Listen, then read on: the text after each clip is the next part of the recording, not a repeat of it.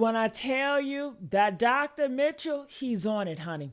I got a video that's confirming the reason why his throat was missing. They cut Nolan's throat out and kept it because it shows evidence. And the doctor is exposing all of this in that video. And they are saying that Bart, it's this guy named Bart. He claims he was in Wyoming during the time of the trip, but he was not in Wyoming. We have audio, video audio of him and on that boat. And everybody was like, Bart, you killed him. Why did you kill him? And yeah, so this is crazy. And after they left Horn Island, they went to Fort Bayou where Bart people stay at. So all roads are leading to Bart. They said that Bart choked him and strangled him, and that's why they are hiding that throat evidence. I want you guys to watch this video, hear what they got to say about this. Make sure you guys like, share, and subscribe. Out in under an hour, and a terrifying secret seemed buried forever. Everything changed when Dr. Roger Mitchell, an independent forensic pathologist, stepped into the second autopsy room and uncovered a shocking truth. The entire anterior structure of the victim's throat was completely missing. The mysterious death of 18-year-old Nolan Xavier Wales has taken center stage in the public eye following the official release of the latest forensic findings. Was Nolan's passing simply a drowning accident, or were there unresolved external factors involved? The search for answers in Nolan Wales's case is sparking a fierce fight for truth and justice. Nolan Xavier Wales. Uncovering irregularities surrounding the death of an 18-year-old. It all began over the 4th of July holiday weekend in 2026, when Nolan went on a trip with a group of friends to Horn Island off the coast of Mississippi. However, after the outing, the group returned to the mainland without Nolan. Initial statements from his companions claimed that Nolan chose to remain on the island alone, despite leaving behind essential personal belongings, including his cell phone and car keys. On July 6, 2026, authorities discovered Nolan near the island's shore. Less than an hour after bringing his body ashore, local police issued a preliminary statement calling the incident an accident and declaring that no foul play was suspected. This rushed conclusion, delivered before a full autopsy or comprehensive toxicology report could be completed, met with fierce skepticism and pushback from the victim's family. Nolan was black while the companions on the boat were white. Conflicting statements about why Nolan would stay behind alone on a deserted island without his phone, along with the deletion and editing of social media messages by certain involved parties, raised deep concerns over a lack of investigative transparency. Faced with these glaring irregularities in the initial handling of the case, Nolan's family, with support from civil rights attorney Ben Crump, representatives from the NAACP, and financial backing from former athlete Colin Kaepernick, requested an independent second autopsy. Dr. Roger A. Mitchell, a renowned forensic pathologist and former chief medical examiner of Washington, D.C., was brought in to conduct the examination. It was during this second examination that the expert's meticulous dissection revealed two crucial findings, discoveries that would completely shift the perspective of the entire case. The forensic report and irregularities in the Nolan Wales case, negligence and secrets beneath an accidental label. During a press conference announcing the preliminary findings, Dr. Roger Mitchell issued an official conclusion. The cause and manner of Nolan Wales's death must currently be classified as undetermined pending further investigation.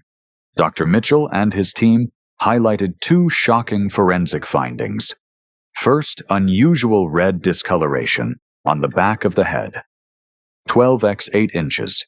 During the autopsy, Dr. Roger Mitchell identified a large, unusually deep dark red area, measuring approximately 12x 8 inches.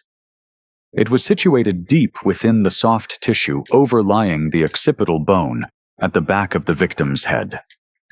Despite the significant size of the affected area, professional evaluation revealed that it was not accompanied by any external skin tears or underlying skull fractures. Because the body had undergone advanced decomposition, this mark cannot yet be definitively identified as an ante-mortem injury occurring before death, or a post-mortem change occurring after death. Nevertheless, the presence of this deep tissue redness remains a critical point of concern. The most surprising aspect is not just the nature of the mark itself, but why the initial state medical examiner's report failed to record it in the original file. According to Dr. Mitchell's report, local forensic officials omitted a standard posterior head and neck dissection during the first autopsy, a routine procedure when violent circumstances are suspected. Skipping this step meant examination was limited to the outer skin surface, which showed no cuts. This procedural oversight missed a key technical clue, measuring 12 x 8 inches, creating a major gap in reconstructing what happened to the victim prior to his death. Second, and most shocking, the entire anterior neck structure was retained. The victim's entire anterior neck structure, including the trachea-laryngeal cartilage, thyroid horns, and hyoid bone, was completely missing from the body when it was transferred for the second autopsy. In forensic medicine worldwide, the anterior neck is considered the golden key to determining the cause of death in cases involving suspected violence. The hyoid bone is a small U-shaped bone located at the root of the tongue that supports neck structures. Due to its delicate nature and unique position, the hyoid bone and thyroid horns are highly susceptible to fracturing, cracking, or surrounding hemorrhaging when external pressure is applied to the neck. Consequently, the condition of the hyoid bone and laryngeal cartilage serves as the single most important biological indicator to confirm or rule out manual strangulation before submersion in water. Procedurally, it is standard practice for a medical examiner during an initial autopsy to retain the anterior neck organs for histology or detailed tissue testing if neck trauma is suspected. However, a severe breakdown occurred in the transfer and sharing of information. The most crucial structures needed to evaluate potential violence were not sent along with the body to the independent examiner. Furthermore, the original forensic agency provided no high-resolution photographs or detailed reports regarding the condition of the hyoid bone and laryngeal cartilage at the time they were dissected. This breakdown in communication effectively tied Dr. Roger Mitchell's hands. Despite his top-tier expertise, he could not conduct a direct visual or microscopic examination on missing structures. This led to a bitter legal reality. The independent examiner was forced to classify the cause and manner of death as undetermined pending further investigation, simply because the most vital link to rule out strangulation had been removed from the physical record. The independent second autopsy report does not merely reveal disturbing physical findings. More importantly, it exposes glaring flaws in the initial investigation. Under the expert lens of Dr. Roger A. Mitchell, the line between a drowning accident and a covered-up homicide remains razor-thin. When key forensic evidence is omitted or withheld without a satisfactory explanation, the doubts raised by the family and the public are no longer emotional reactions. They are a legitimate demand for transparency, requiring the justice system to operate with absolute rigor, scientific accuracy, and fairness for the value of a human life. Unanswered questions and 7 unsolved riddles. The fact that the victim was an accomplished swimmer, as was the case with Nolan Xavier Wales, a vibrant 18-year-old athlete, does not entirely rule out drowning. However, independent forensic experts emphasize that the core issue is not whether the victim knew how to swim, but rather his biological and psychological state immediately before his body entered the water. To clarify the nature of the event, Dr. Mitchell outlined 3 critical branching scenarios that compel investigators to provide answers rather than rushing to a staged conclusion.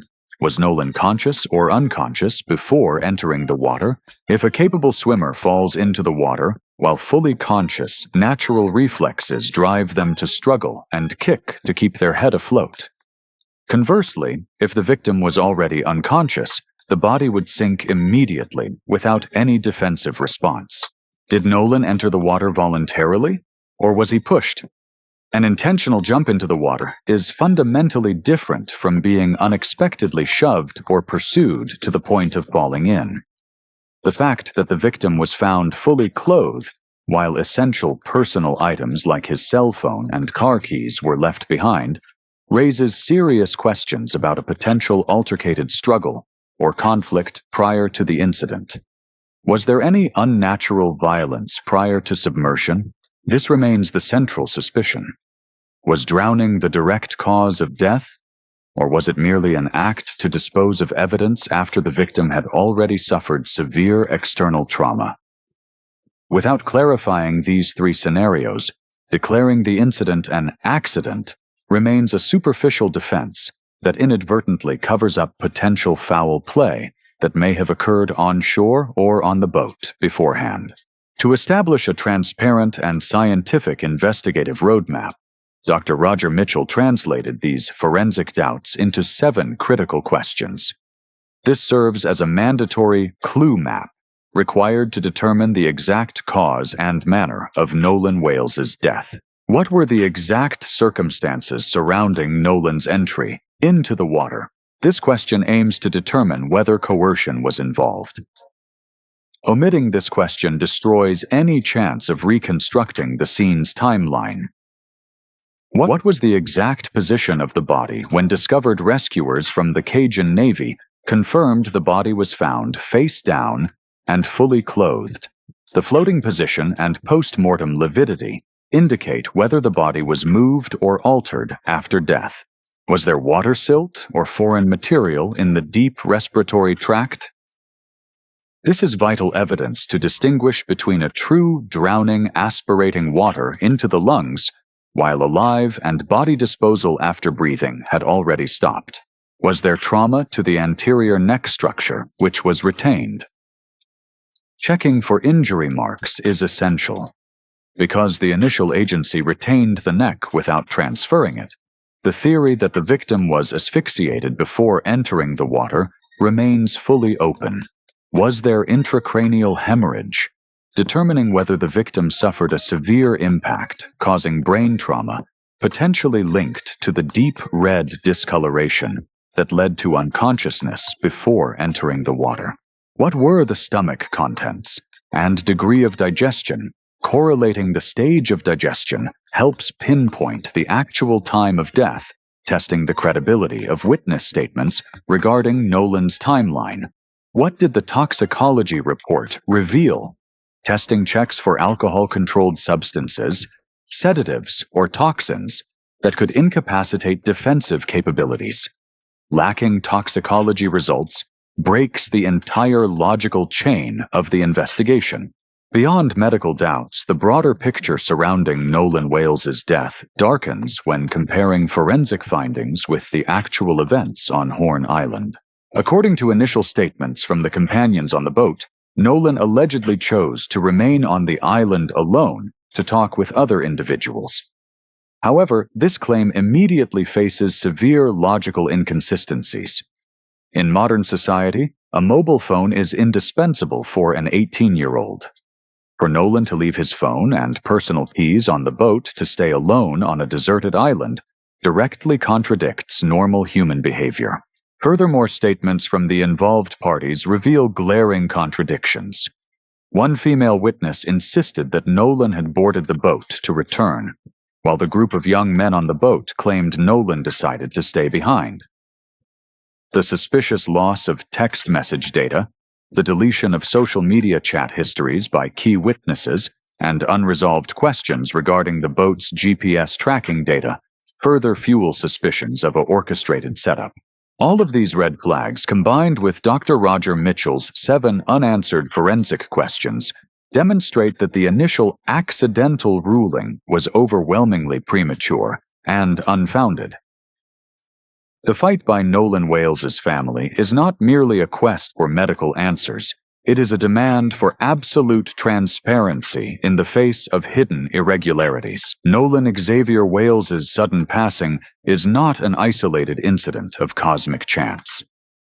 In the battle for justice, civil rights attorney Ben Crump and representatives from the NAACP pointed out that Nolan's case is a piece of a much larger puzzle, one that continuously exposes deep concerns regarding negligence within the local criminal investigation system, a flawed legal system, or systemic racial bias. To demonstrate that the tragedy on Horn Island was not an isolated event, legal representatives placed Nolan Wales's file alongside two other cases marked by troubling anomalies, both involving 18-year-old black teenagers during the exact same 4th of July holiday weekend in 2026. The case of 18-year-old Daniel Irvin, when evidence tampering is downplayed. Daniel Irvin, an 18-year-old black youth, went on a fishing trip aboard a boat with two white companions. What was supposed to be a routine recreational outing ended in tragedy when Daniel never returned home. Investigators quickly issued a preliminary ruling of an accident. However, the sequence of actions immediately following the incident by his two companions shocked both the victim's family and the public. Both individuals discarded Daniel's personal cell phone, threw all of his clothing into the water, and actively wiped their entire text history and social media interactions related to the trip. Despite these clear acts of destroying evidence, local police only charged the two suspects with tampering with evidence, rather than launching a full-scale homicide investigation or conducting in-depth interrogations to determine the real cause of Daniel entering the water. This baffling leniency in limiting the initial charges deprived the victim's family of an intact crime scene and a thorough investigation. The case of 18-year-old Tyler Smith, a baffling rejection of basic forensic protocol. Also during the 4th of July holiday weekend in 2026, 18-year-old Tyler Smith attended a party at a private residence with about 10 white teenagers. The gathering ended in a tragic gunshot wound straight to Tyler's head, cutting short the life of the only black teenager present at the scene. When law enforcement arrived, the individuals at the party had already discarded the firearm involved and claimed they were merely playing Russian roulette, leading to Tyler accidentally shooting himself. Shockingly, local police immediately accepted this narrative without conducting even basic technical evidence collection. When the victim's family firmly demanded gunshot residue GSR testing on Tyler's hands, and everyone present to determine who actually held the firearm, investigators refused, offering a dismissive rationale. If the group was playing Russian roulette together, everyone would have gunshot residue on their hands, making GSR testing unnecessary. This refusal to perform a standard forensic procedure effectively erased any ability to verify whether the incident was a suicide, an accident, or a homicide. Setting the three cases of Nolan Wales, Daniel Irvin, and Tyler Smith side by side, attorney Ben Crump presented a straightforward yet heavy challenge to the public: the reversal scenario. Imagine if the roles at these crime scenes were reversed. If the deceased was a white youth and the only individuals present those holding the phones, deleting text messages, or discarding weapons were black youths, would the investigation stop at an accidental or unintentional game, ruling in under an hour? Would the suspects be allowed to leave the police station without undergoing the most rigorous interrogations? The core injustice in these cases lies not just in whether investigators reached the correct conclusion, but in the overwhelming investigative neglect during the initial response. Declaring no foul play, prematurely omitting deep tissue dissections, refusing standard forensic testing, and accepting contradictory statements without thorough cross-examination, directly destroyed the ability to uncover the truth. When the law fails to apply an equal and rigorous standard of investigation to every citizen, regardless of skin color or background, public trust in the justice system is severely damaged. The connection between Nolan Wales's case and those of Daniel Irvin and Tyler Smith has turned the Wales family's fight into a unified stance for transparency. Supported by civil rights organizations, the family emphasizes that they are not seeking special favors or privileges from local authorities. The only thing the family demands is equal justice under the law, an independent criminal investigation, full transparency in sharing all forensic materials, and presenting the entire case file before a grand jury, so that involved parties must answer publicly under legal oversight.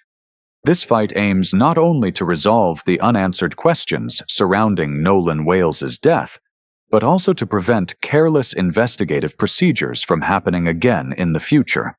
The cloud of suspicion surrounding Nolan Xavier Wales's death cannot remain hidden forever behind rushed conclusions and official silence.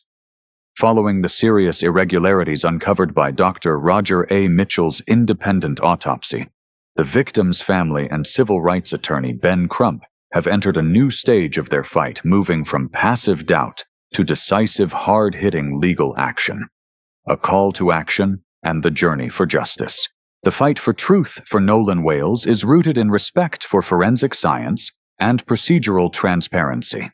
To break the current stalemate, legal representatives and the family have formally submitted two core requests to the Mississippi state legal system. Immediate release of retained evidence, requiring the Mississippi State Medical Examiner's Office to immediately provide all initial autopsy records, photographs, and the retained anterior neck structures to Dr. Roger Mitchell.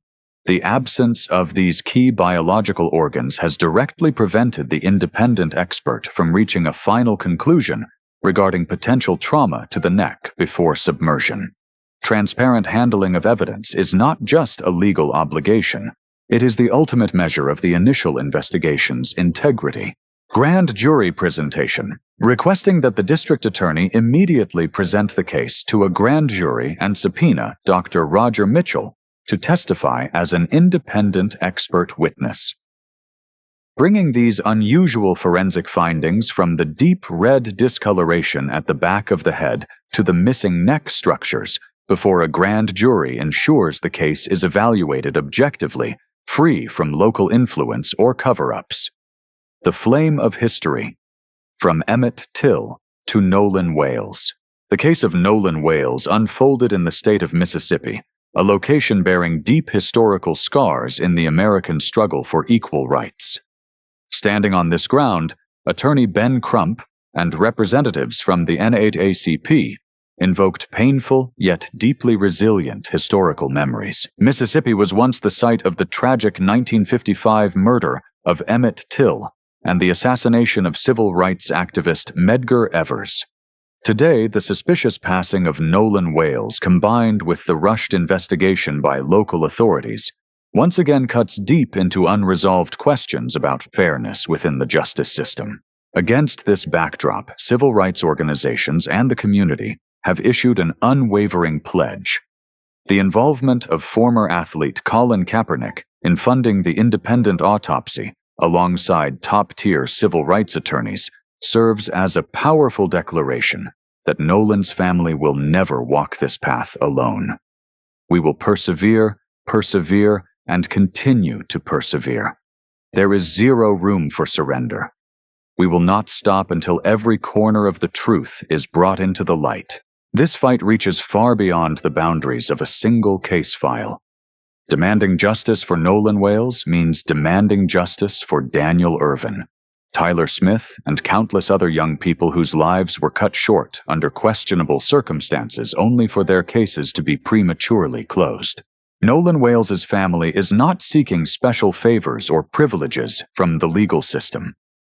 The sole outcome they are fighting for is equal justice under the law, a standard where every life lost is investigated with seriousness, transparency, and respect for human dignity.